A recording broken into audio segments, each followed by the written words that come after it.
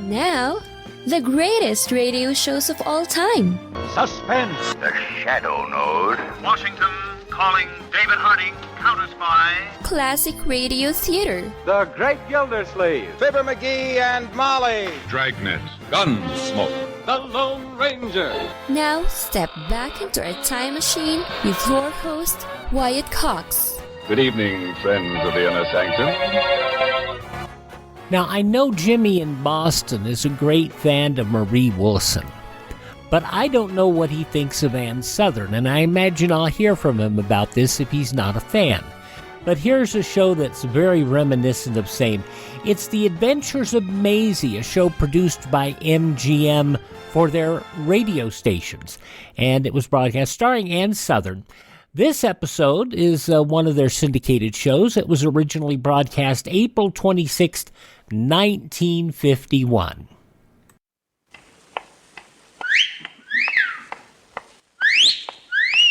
Hiya, babe. Say, how about a little... Ouch! Does that answer your question, buddy? The Adventures of Maisie, starring Ann Sothern.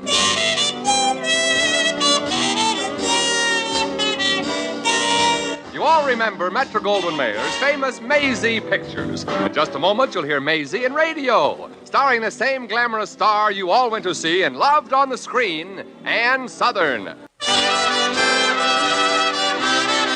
And now here's Ann Sothern as Maisie. Yep, I'm Maisie, like the man said. Maisie Revere from Brooklyn, America's most popular blues, boogie, ballad, and bebop singer and chanteuse. At least that's the way I was billed in the band I went to Europe with.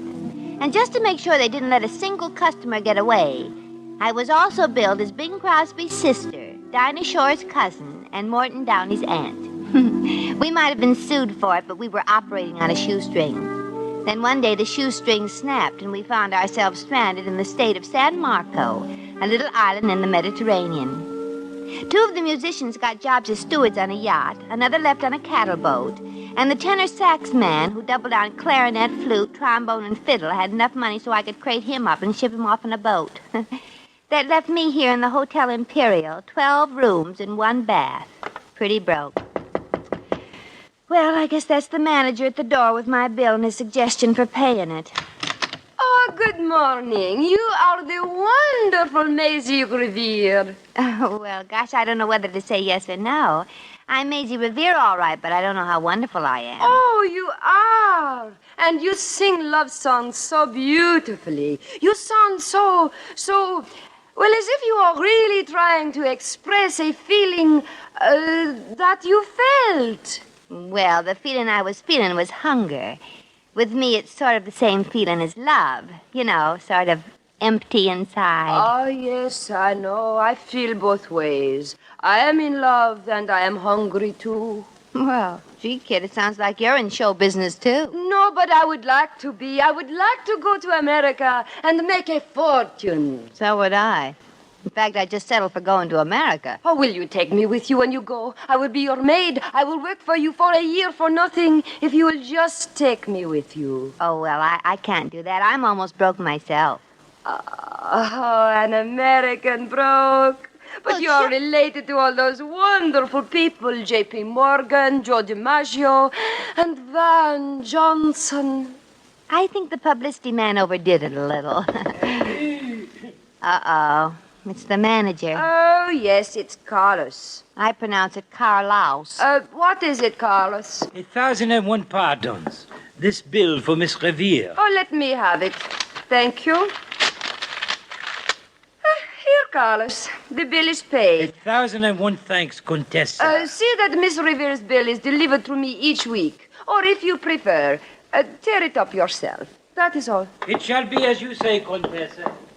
Gee, you were offering to go to America as a maid and you're a countess? Oh, I should have introduced myself. I'm the Countess Teresa Marlova. Gee, but you must be rich. No, San Marco has the poorest nobility in Europe. If I could just get to America and make a fortune somehow, then I would come back here and get married. The man I want to marry and I. We have waited a long time already. Yeah, that's tough. I feel the same way about my boyfriend in Brooklyn. Well, maybe something might turn up. Perhaps we could talk about it at dinner tonight. Let me send a carriage for you at 6. Well, fine. Say, maybe we could get one of the American picture companies in Europe to come here and shoot location shots. Well, the castles on the hill are beautiful, and all the people wear costumes like the first act curtain of The Student Prince. Then maybe we can bum a ride back to the States with them. Oh, that would be wonderful. Oh, but how can you get them here? We'll send cables. Collect, of course. We can't be sure they'll accept them. Well, they would not turn them down if we signed them. His Royal Highness Prince Paul of San Marco. Oh, that's a wonderful idea. Let's do it. What can we lose? The most you could lose is your head. Oh, dear.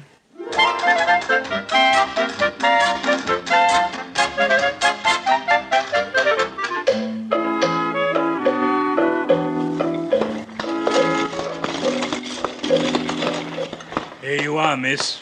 Gee, the countess lives in a castle. Where else? Tell me something, Cabby. Is she rich? No, she has no money at all.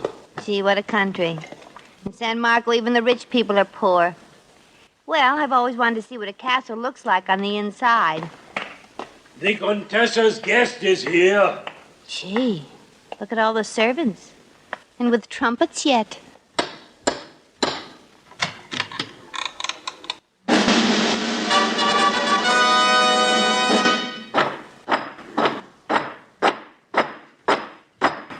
Countessa, your guest is here. Hello, Maisie. Gee, am I glad to see you. I was afraid for a while they'd get carried away and execute me. It has happened. That will be all, Captain. 1,001 thanks, Countessa. Now, Maisie, I would like you to meet somebody whose name is very familiar to you, His Royal Highness Prince Paul of San Marco. Oh, my gosh. Oh, no, Miss Revered, please don't curtsy. You're not doing it right. Oh, well, Your Highness, I hope you don't mind my signing your name to those cables to the film companies. Oh, no, he does not mind. I only hope somebody does come here to shoot a picture. San Marco needs the money, and perhaps I could do a bit part. Something quiet and distinguished, of course, but with a few sock laughs. We are both movie fans. Well, I got the idea you were in fairly comfortable, destitute circumstances.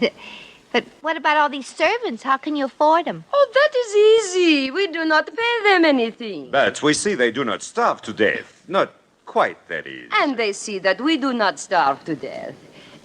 Also not quite. You mean you don't have anything that's worth anything anywhere? Well, of course, there are the royal goblets. They're solid gold, but they're sacred to the memory of my ancestors. The Saxe-Coburgs, the Destinos, the Karageorgievich, the Savoys, well, I could go on and on. We married like mad in the Middle Ages. Well, was the gold mined in San Marco? No, but if only we could start a gold rush here somehow. You know, in the Old West, they used to do what they call salting a mine. Oh? They'd get some gold, scrape it off a coin or a gold cup, load it into a shotgun, and shoot it into the rocks. Then they'd send the rocks to New York to be assayed. Miss Revere, what a wonderful idea. A bit larcenous, but wonderful. Oh, well, I was only saying that's what they used to do. You will do it for us, won't you? Well, Oh, good. Okay. Good. Well, I will get you a gold goblet. You can scrape some gold from it, but you must be very careful. Remember, San Marconians are very proud, so no one must know a sacred goblet is gone. Well, you just leave it to me, Prince. I am confident the future of San Marco could not be in safer hands. I wish I were. Well, let us go into dinner. We are having squab tonight. Oh, wonderful. I sort of thought we might be. How did you know? I saw her chasing pigeons in the square this afternoon.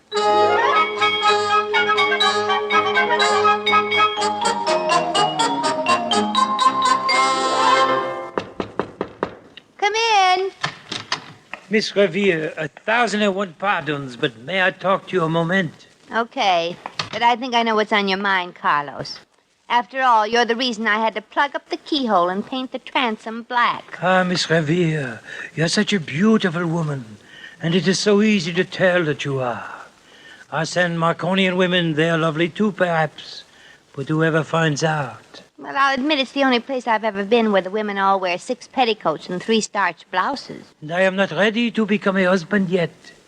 So, Miss Revere, I have a blue convertible 1-horsepower droshky. You can drive it no hands, I suppose. Yes. Mm-hmm. So how would you like to go out riding in the moonlight with me? Let me ask you a question with the same kind of answer. How would you like to have me shove you in front of a truck? I would not like that. Well, I would prefer to be shoved in front of a truck than to go riding in the moonlight with you in that horse-drawn honeymoon express. But, Miss Revere, I am a handsome man, and I have the most beautiful mustache in all of San Marco. Peachy. Furthermore, I can play lovely music on the ukulele. Carlos, don't oversell yourself. You just don't happen to be my type. But how is that possible? Now, you'd be surprised how easy it is. Now go. In that case, Miss Revere, I shall have to be masterful and use force. Go right ahead. This I gotta see. Miss Revere, 2 days ago you brought into this room one of the sacred gold goblets of the Royal House of San Marco. Did you not? I did not. I saw it. I don't care. I still didn't do anything of the sort. I saw it, and I got it. In that case, then I did. Where is it? You'd better hand it over quick. Furthermore, you scraped a lot of gold off the bottom of it. You defaced one of the royal treasures of San Marco. Now, Miss Revere, you will go riding in the moonlight with Carlos, eh? Yes? No? No. Too bad. I hate to see a pretty girl go to waste. Here she is, men! Arrest this lovely woman in the name of the Prince of San Marco!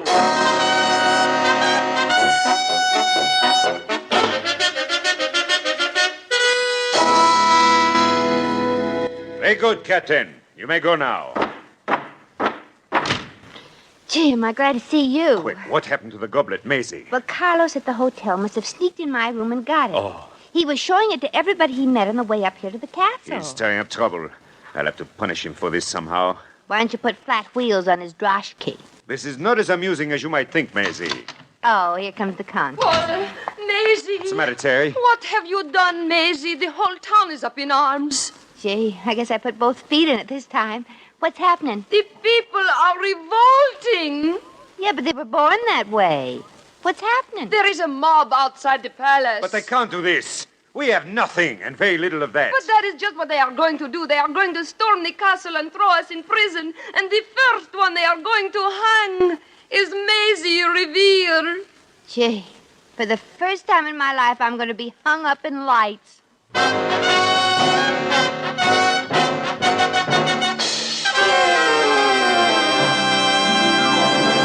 The Adventures of Maisie, starring Ann Southern, will continue in just a moment. April 26, 1951, The Adventures of Maisie on Classic Radio Theater with Wyatt Cox.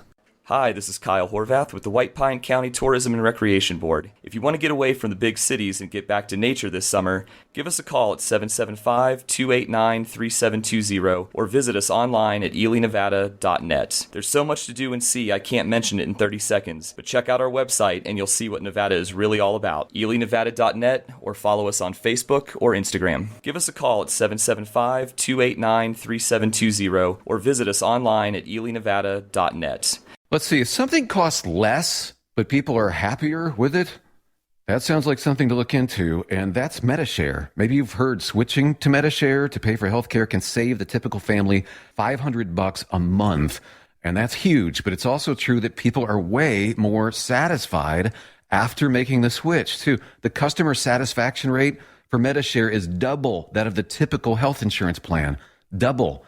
MediShare works. It's been around for more than a quarter century, and members have shared more than $3 billion of each other's bills.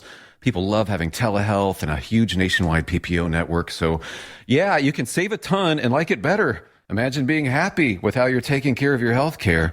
So if you're self-employed or part of the gig economy, or you just want a plan you're happy with, you can call right now and get a price within 2 minutes. A very, very smart use of 2 minutes. Here's the number you need. 833-34-BIBLE. That's 833-34-BIBLE. 833-34-BIBLE. Now on Classic Radio Theater with Wyatt Cox, more of the Adventures of Maisie, April 26, 1951. And now back to Maisie.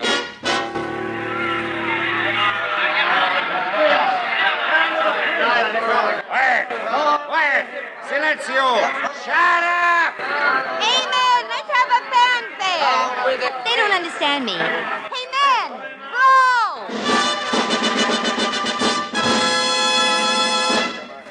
Blow! Okay, Your Highness, cloud up and shower down on us. Ladies and gentlemen, and revolting citizens of San Marco, if there is another idiot who would like to shoulder the entire responsibility of the island of San Marco and its people, let him speak up right now. Seems very quiet out there. Where's Carlos? I don't want a job. I just want to revolt a little. Maybe you would all like to own your own land in San Marco. All right. I will be glad to divide the land up among you. But you will have to pay taxes. Paul, somebody is trying to get through the crowd. It's the captain of the guard. Let him through.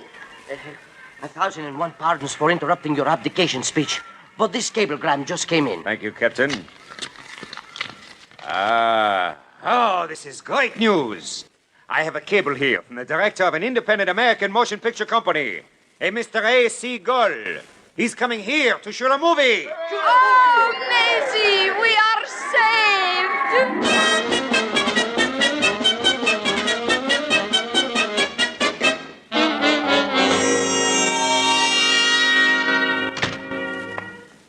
Oh, Carlos. You're calling Carlos von Carlos to Barrymore? Oh, brother. Look who's gone Hollywood in San Marco. I made the lenses of these dark glasses from a beer bottle. Look, I want to find A.C. Gull, and don't tell me to go down to the harbor either. Mr. A.C. Gull is in the bridal suite, in rooms 5 and 6. He is sitting in room 5, and his stomach is overlapping into room 6. Thank you. Who is knocking? Shall I tell him? Come in, friend. Oh, hello, Mr. Gull. My name is Maisie Revere. My. I didn't know they had these facilities here. Sit down, my child. How would you like to have a screen test? Well, I'll be frank with you, Mr. Gull. The last director who tried to give me a private screen test had both legs and his head in a cast for 5 months. Are you anybody I know, doll? No, but I've been in pictures before. What have you got for me in this one? The lead, maybe? No, doll. The lead is my new Italian discovery, Silvana Piperino. But how would you like to be script girl? Oh, nothing doing. I want to act. No, I'm sorry, cutie pie, but I'm making a different type picture. The world's first all-brunette movie. Oh, well, wouldn't it be just my luck? But, Mr. Gull, you've got yourself a girl.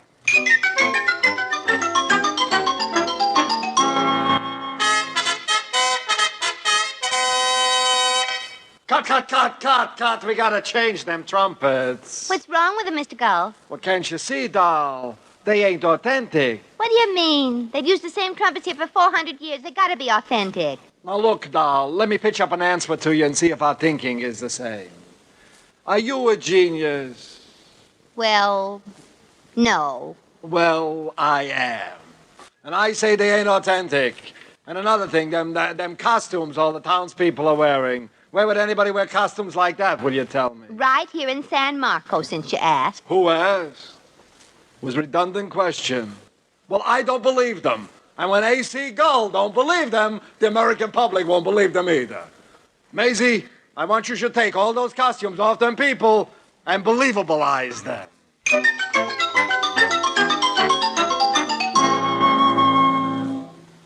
Well, Maisie, tell Teresa how I was today. Was he good, Maisie? Yeah, the prince really wowed me. Oh, yes, well, I don't say it was a big part, but it was important to the story. And a speaking part, so I got overscaled. Tell her about it, Maisie. Well, the hero has just escaped from the dungeon of the castle. Yes. He runs out through the gate as the portcullis just misses his hip pocket. across the drawbridge just as they lift it up, and jumps on his horse, who happens to be waiting there, and rides madly off. I wave goodbye to him. And then the Black Knight and all his men come charging out into the courtyard and jump on their horses. Yes, and I'm waiting at the end of the drawbridge. And they race through the gate, under the portcullis, and thunder across the drawbridge. Yeah, I'm waiting at the end of it. Then the Black Knight pulls up his horse and says, "Where did he go? Take it, Paul." Well, I point in the wrong direction and I say, "He went that way."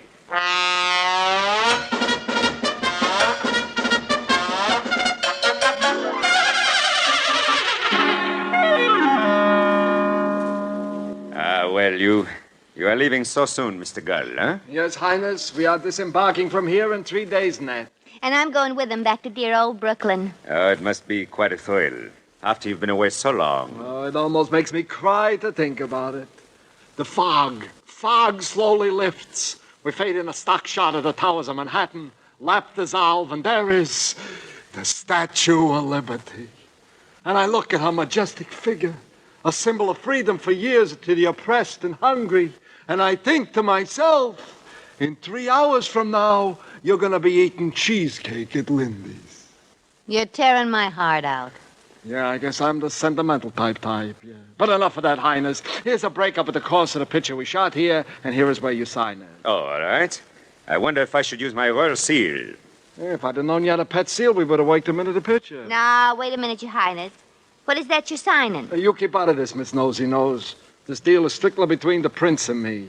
He invited me here. Naturally, he is back in the picture we shot. But I didn't say anything like that at all. And he isn't going to sign anything either. If he don't sign, I'll sue this country till it's flatter than Kansas. I have a reputation to uphold. What would they say in Hollywood if they found out that A.C. Gull shot the picture with his own money?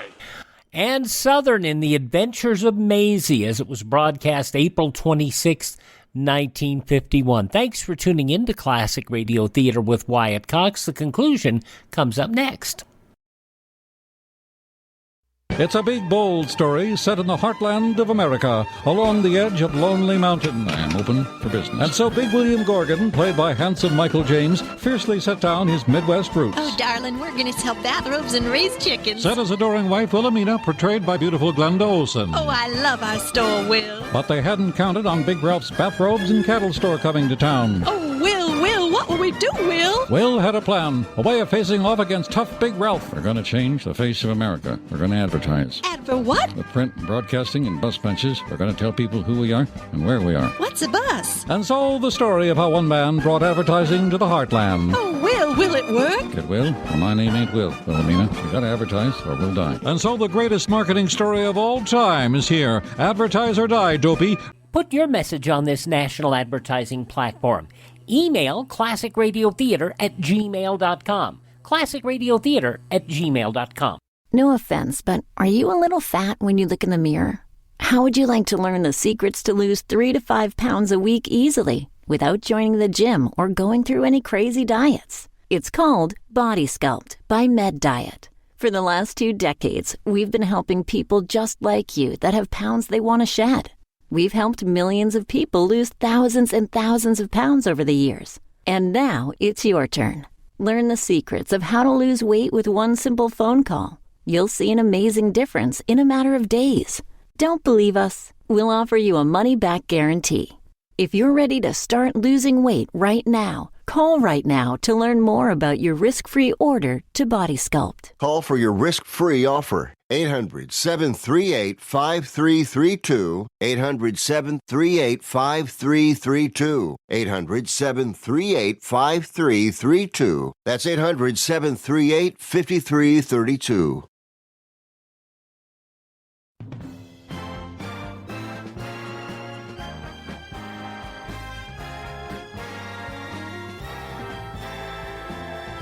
Now on Classic Radio Theater with Wyatt Cox, the conclusion of The Adventures of Maisie, starring Ann Southern, from April 26th, 1951. Yeah, a man with your talent can't afford to take chances like that. Now take your beret and go. You'll see! I'll sue! Oh, that's tough. History beats you to the punch, Mr. Gull. San Marco has been bankrupt for 275 years.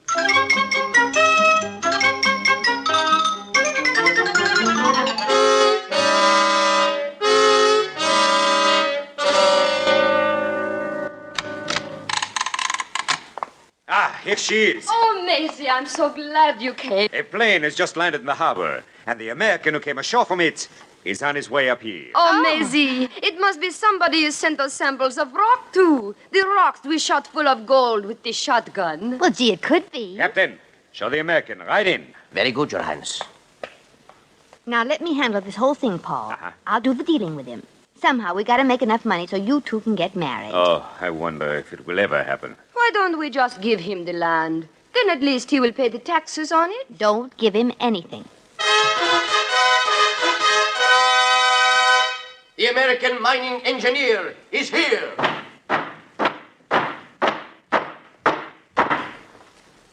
Oh, how do you do? Yeah. I am Maisie Revere, agent for His Highness Prince Paul of San Marco and Her Grace Countess Teresa Morlova. Yeah, well, I'm Joe Bascom from MGM. In case you didn't know, that stands for Minerals, Gold, and Metal Company. Oh, Your Highness, Mr. Bascom. Your Grace, Mr. Bascom. How do you do? Yeah. Well, I'll get right down to cases. We're interested in the metal deposits here in San Marco. We're willing to pay a small amount for suitable land and gamble on finding the ore we want. Well, you mining engineers don't do much gambling. I sent samples out to a few other places, and we're not interested in small amounts, are we, Your Highness? You can see His Highness is very firm about it. Yeah. Incidentally, we found a lot of powder marks on the ore sample you sent us. It rather puzzled us. Oh? Oh, well, that's very easy to explain, isn't it, Countess? Oh, yes, it is very easy to explain. You explain it to him, Paul. No, you tell him, Maisie. Well, somebody tell me. Well, okay, I'm ready now. You see, I shot the samples of ore loose from the rocks. There was gold in the rocks, wasn't there? Yes, but strangely enough, it was gold alloy, and not gold the way it's found naturally. How do you explain that? Well, this is a very rich country, and they use gold buckshot. Yeah, well, I don't think I'm much interested in a deal here. We probably couldn't get together on price. Well, I guess not. Goodbye. No, just don't go. You must stay. Well, yes, you must stay for dinner, Mr. Bascom. No, if you'll excuse me, I believe I'll just run along. Oh, I just love to have a handsome dinner partner like you. On second thought, I'll stay. Thank you. But that sounds like another plane overhead. Yes, Countess, it's probably another mining engineer. Oh, just a second, let me look out the window. Maisie, sell the land, quick. No, wait. Well, that's the United Ore and Metal Company's plane. I'll make a quick deal with you. Oh, well, that's more like it. We want a 20% cut of all the ore mined in the next 2 years, and a $25,000 advance. That's a deal. It is? I'll be darned. Maisie, now we can get married. Well, I told you I'd do it, and I'm one woman who's a man of her word. Well, now, we've got to have a name for the mine, and I suggest we call it the Royal Wedding Gold Mine. Is that all right, Mr. Bascom? You can call it anything you want to, but it's not going to be a gold mine. That rock is the richest manganese ore I've ever seen in my life. It's worth billions.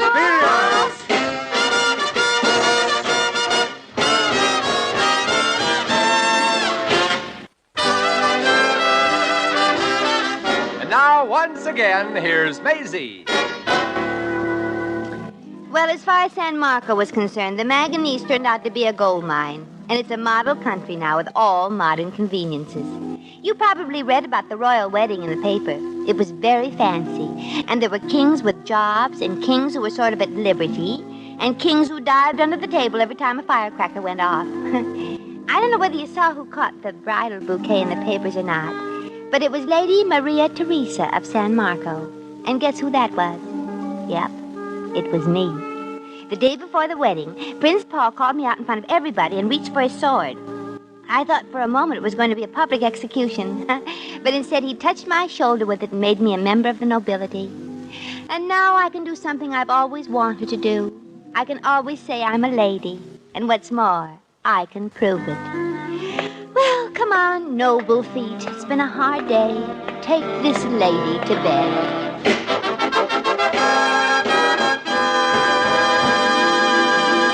You've just heard The Adventures of Maisie, starring Ann Sothern.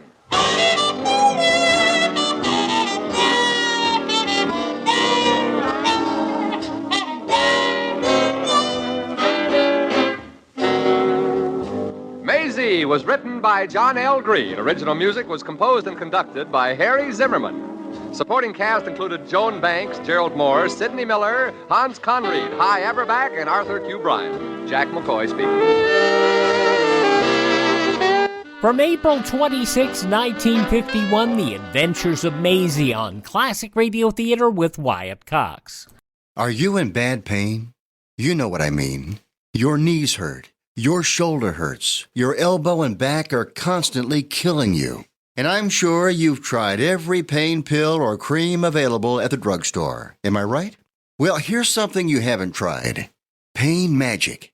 Pain Magic is not available at any drugstore. The only place you can get it is by calling the special toll-free number I'm about to give you. And to make things even better, call right now and find out about our buy one, get one free offer. We're so confident it'll work for you that we offer a free bottle with your purchase. No prescription required. Call now to learn how you can get Pain Magic and get rid of your pain. Remember, your results may vary. 800-492-8164. 800-492-8164. 800-492-8164. That's 800-492-8164. Now on Classic Radio Theater with Wyatt Cox, an episode of the soap opera Claudia. This episode originally broadcast April 26, 1948. David, what was that? Nothing. The noisiest nothing I ever heard. Darling, we're not in New York. We're in the country. Nothing happens in the middle of the night in the country. Nothing? Go back to sleep. Say, I wonder if Mama heard it. Heard what? The nothing that made a noise. Well, I don't hear anything now. Maybe I dreamt it. Or is it dreamed it? Imagined it. Oh, nonsense. A person doesn't imagine when they're asleep. I'm asleep and I imagine that you're talking. At least I hope I'm imagining it. Good night, darling. Good night. So quiet. It's a shame to talk and not appreciate how quiet it is. I like to talk in the middle of the night. I know. There. Oh. I heard it this time. Really? I didn't hear anything. What was it? You really thought you heard something? It sounded like the garbage pail to me. Darling, they don't collect the garbage at 2 in the morning. As a matter of fact, I've discovered in the country they don't collect it at all. Well, I better go see what it is. David, where are you going? I'm going downstairs to see what's going on. Oh, maybe it's... Maybe it's what? I don't know, but it's so dark in the middle of the night. A very profound observation. Don't go, David. Darling, it isn't anything. Probably just a squirrel. None of the squirrels I've known would be prowling around in the middle of the night. David, if it's a robber, just be nice and invite him in. If it's a robber, he's in for a great disappointment. We don't have anything for him to rob. David, can you hear me? What is it? Did you take a flashlight? David, I'm coming down. Darling, you all right? Oh, it's so quiet and dark. David, is that you? Darling, what are you doing standing down here in the hall? Why didn't you stay in bed? Are you all right? Certainly I'm all right. Who was it? Or rather, what was it? It was what was it? Oh. Come on. Let's go up. I'm sleepy. Well, what was it? I asked him to please go, and he did. Now, please be serious. He was a lot smaller than I was. That's good. No confidence in your husband. None at all. Whew, these stairs are getting steep. Into bed with you. I won't get into bed until you tell me what the what was and what the what wanted. He was hungry. Who was? Did you give him something to eat? He helped himself. I don't get it. In words of one syllable, what happened downstairs? Come on into bed. Oh, all right. There, I'm in bed. Now tell me. Because if you don't tell me this time, there won't be any sleeping in this house until you do. What was that? It was the cat. What was that? It was the cat. Shakespeare? No, just a neighbor. A traveler in the night. Oh. You sound disappointed. Oh, I'm not disappointed, but it's such a rumpus for just one little cat. I hope he found something to eat, poor little thing. He was a big cat and quite able to take care of himself. Anyway, I think you were very nasty to shoo him away. How would you like it if somebody did that to Shakespeare? Well, if I were Shakespeare, I might take it amiss. But I, being me, I wouldn't give it a second thought. Very unsympathetic of you. Anyway, I think our visitor was more lonely than hungry. You do? Mm-hmm. You must get around to letting Shakespeare out so that he can meet his neighbor. Shakespeare is a house cat. It's high time he got to be a farm cat. How would you like to be locked up in the house all the time? I wouldn't. Well, I don't see what's so wonderful about being an outside cat. That poor little cat that was here tonight. But cat likes that sort of thing. I don't believe it. They like prowling around at night. Oh, nonsense. It's the nature of the beast. Shakespeare is not a beast. That's exactly what's the matter with him. Let him out of the house so he can run in the fields and discover the world he lives in. Shakespeare would rather stay in the house with us and be a house cat. Shakespeare would rather go out and catch himself a nice field mouse. It might interest you to know that Shakespeare does not like mice. One walked in front of him the other day. No interest at all. You ought to be ashamed to admit it. What do you mean? First thing in the morning, I'm going to let that cat out of the house and introduce him to nature. You will not. He'll get lost. Well, if he gets lost, he'll find himself again. You can't lock him up forever, you know. Shakespeare does not consider himself locked up. Much. Now look at that cat tonight. He's learned to take care of himself. Nature meant him to go out. I don't trust nature so much. Do you trust me? I don't know. You have a funny look in your eye. It's just sleep. Oh, is that what it is? I have to catch the train in the morning, so shh. Oh, all right. If you don't want to talk. I don't. How'd you guess it? I was just about to say, darling. If you're not sleepy, count sheep. It helps. All right. 1, 2, 3, 4, 5. Count them under your breath. That helps more. Aren't you a little stuffy? 1, 2, 3. 4, 5, 6.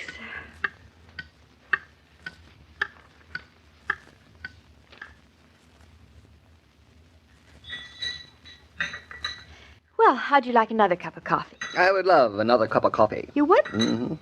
What's the matter? What's the matter? Couldn't you sleep? Counting sheep helps. Oh, I slept all right. Finally. Oh, careful, the coffee's boiling hot. Ouch. That'll be enough. Cream? Oh, good morning, cat. His name is Shakespeare. It's such a big name for such a little cat. He wants some of that cream, so go easy on it. You feed him cream? I passed the cream pitcher under his nose when I put down his saucer of milk. He's such a dope, he thinks he's drinking the cream. The way you spoil that cat. I should think you'd stop molly-coddling him. Well, what's the matter with him? Nothing. He often meows when he sits on the window just looking out. He wants out. Ridiculous. He's perfectly happy, and he's just talking to himself, that's all. Well, I often talk to myself, don't you? Oh, all the time, all the time. Of course. Maybe our visitor from last night is outside. You think that's who Shakespeare sees? Mm-hmm. We'll soon find out. Shakespeare, my boy, how would you like to go forth into the cold, cold world? David, if you dare. What? Besides, I'll bet even if you open the front door wide, he won't go out. How much you want to bet, Well, I don't want to bet anything. I just don't want you to open that door. Sissy. Shakespeare, you don't want to go out, do you, sweetie? Come on, Shakespeare. Here is your chance. You don't have to go out, Shakespeare, if you don't want to. Nobody's going to make you. David, if anything happens to him... Nothing will, nothing will. There. You see? He hasn't moved. Come on, boy. Come on. Now, there's a beautiful big friend out there waiting for you. Come on. I told you he was a house cat and you wouldn't believe me, see? David! He went.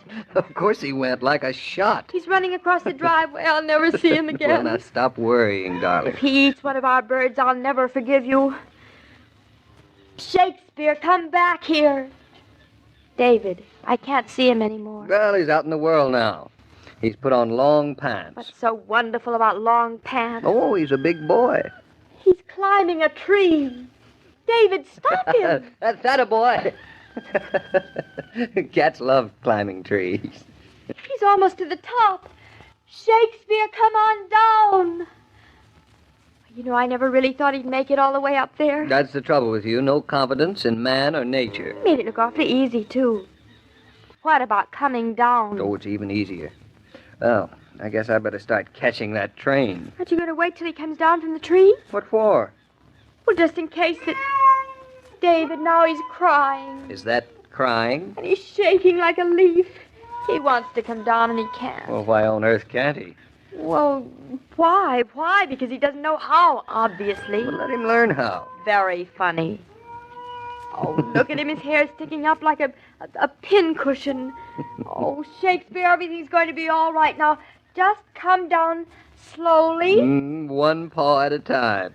David, if you're not going to do anything about it, I'm going to call the fire department. You will do nothing of the sort. People always call the fire department when cats are caught in trees. Well, we're not people, and Shakespeare is not just an ordinary, everyday cat. He certainly isn't. Now, our cat can get himself down from that tree, or he can jolly well stay up there until he gets the courage to get himself down. It's not a matter of courage. It's a matter of talent. Oh, he has that, too. The trouble is, all of a sudden, you got so proud and manly about Shakespeare.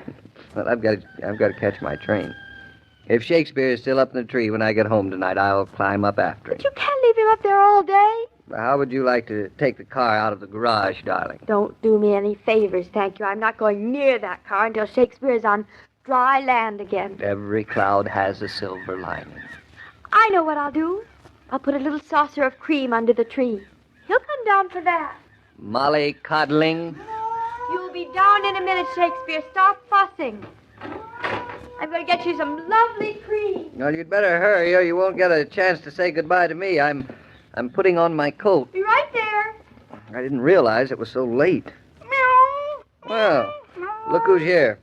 Hello, Shakespeare. Hey, darling, guess who just walked in the front door? Who? Shakespeare. Hey, and look who else is here. Well, you talented cat, I knew you'd come down. Hello. Who's your friend, Shakespeare? That's our visitor from last night. Shakespeare's visitor now. He has quite a lot of influence on him, hasn't she? I guess maybe cats get lonesome, too. For other cats, I mean. And in the spring, boys like girls. And I'm certainly glad you like me, darling. Because without you, I'd certainly be up a tree. Dum, dum, dum, dum, la, la, la, la, la. La, la, la, la, la, la, la, la. Having a party? You may have to stop and figure out what the eats will be. But when it comes to drinks, just ask your grocer or service station attendant to put a case of Coke in the car. With plenty of Coca-Cola in the house, you have the refreshment situation well in hand. And Coke is only a nickel a bottle. A point well worth considering these days when we're all budget conscious. Say, Joe, did you ever own a cat? Well, once I did, David, but Skeezix, that was his name, went out and instead of bringing his friends home, Skeezix never came back. Oh, a gypsy cat. Well, I think Shakespeare will come home every time, especially after tomorrow when he sees just where our property ends. Why? What's happening tomorrow, David? I've made an appointment with Matthew Warren. He's our neighbor to the north. We're meeting to mend our walls. An old New England custom, isn't it? Two neighbors meeting to rebuild their fences. I'm looking forward to it, too. And so's Claudia. And so am I. I'll see you tomorrow, David, where the Nortons meet the Warrens. And where Claudia learns that good fences make good neighbors. So long, Joe. Bye, David. As I was saying, every day, Monday through Friday, Claudia comes to you transcribed with the best wishes of your friendly neighbor who bottles Coca-Cola. So listen again tomorrow at the same time. And now this is Joe King saying au revoir. And remember, whoever you are, whatever you do, wherever you may be, when you think of refreshment, think of Coca-Cola. For Coca-Cola makes any pause the pause that refreshes. And ice-cold Coca-Cola is everywhere. These broadcasts are adapted for radio by Manya and Roger Starr, and the entire production is supervised and directed by William Brown Maloney. From April 26, 1948, Claudia on Classic Radio Theater with Wyatt Cox. Thanks for making us part of your day. Would you do me a favor and thank this radio station and support their advertisers? It is their kindness and courtesy that allow us to meet with you each and every time we roll around here on your favorite station. And would you also visit our webpage, classicradio.stream. There you can stream our shows on demand, learn more about classic radio collecting. You can find all of our social media links there.